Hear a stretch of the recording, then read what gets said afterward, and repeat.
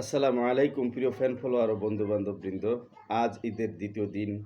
আশি আশি করে রমজানও চলে গেল। এক মাস সিয়াম সাধনার পরে ঈদ আসবে আসবে করেও ঈদও চলে গেল। এখন আজকে ঈদের দ্বিতীয় দিন আপনাদের সাথে শুভেচ্ছা বিনিময় করার জন্য ভিডিওটি করলাম। সবাই কেমন আছেন? আমার জন্য সবাই দোয়া করবেন। আপনাদের সবার জন্য আমার আন্তরিক দোয়া ও ভালোবাসা রইল। এভাবেই দিন চলে যায়, রাত চলে যায়, মাস চলে যায়, বছর চলে যায়। একদিন জন্ম যখন নিয়েছি, একদিন দুনিয়া থেকে চলে যেতে হবে। আর এই দুনিয়ার থেকে চলে যাওয়া আমাদের জীবনের একটা সবচেয়ে বড় অংশ।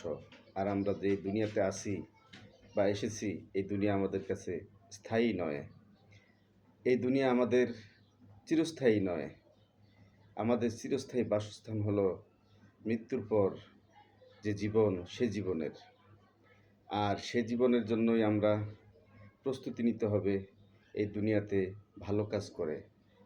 আমরা মুসলমান, আমরা আল্লাহ ও আল্লাহ রসুলের নির্দেশিত পথে হাদিস কোরআনের আমল করে আমাদের জীবনকে গড়ে নিয়ে যেতে হবে। আমাদেরকে যেতে হবে পরপারে, যেই পরপারের প্রথম ধাপ মৃত্যু। মৃত্যুর যন্ত্রণা কত কঠিন আপনারা হয়তো কেউ অনুধাবন করতে পারছেন না, আমিও অনুধাবন করতে পারছি না।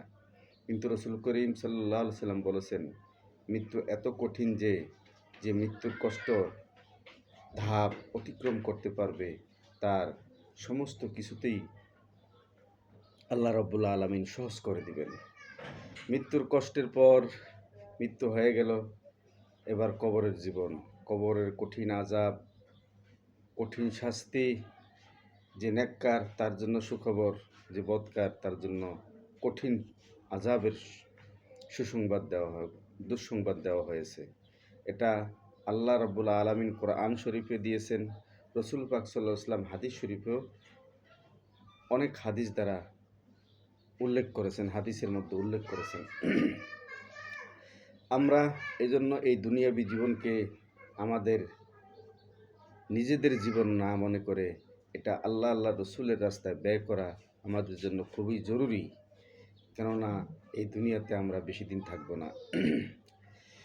এই দুনিয়ার নেক আমলগুলো আমাদেরকে যেভাবে নির্দেশ করা হয়েছে হাদিসের মাধ্যমে, কোরআনের মাধ্যমে, আলেম ওলামাগণ, হক্কানি আলেম ওলামাগণ, সেই নির্দেশ মতো আমাদের চলতে হবে এবং নিজেকেও শিখতে হবে। আল্লাহ রাব্বুল আলামিন আমাদের সবাইকে নেক আমল করার তৌফিক দান করুন।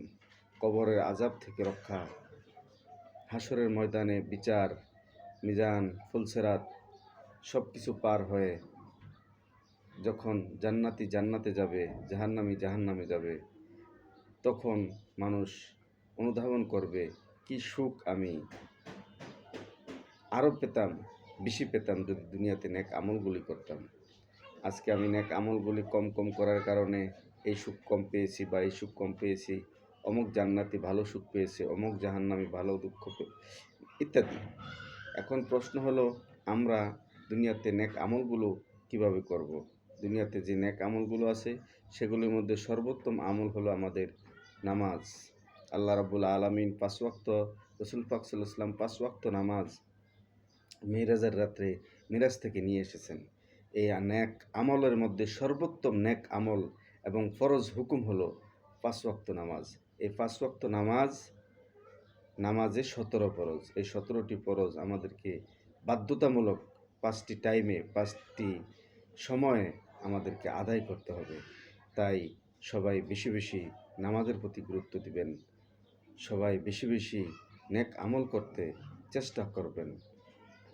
5 ওয়াক্ত নামাজ আদায় না করলে আপনার কবর, হাসর, মিজান কোনো জায়গায় আপনার পরিত্রাণের কোনো রাস্তা নেই। আল্লাহ রাব্বুল আলামিন আমাদেরকে সবাইকে নেক আমল করে 5 ওয়াক্ত নামাজ সহ অন্যান্য নেক আমলগুলি আমাদের আদায় করার তৌফিক দান করুন।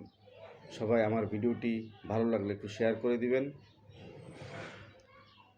জরুরি কথা হলো, আপনারা সবাই ভালো থাকবেন। ঈদ মুবারক।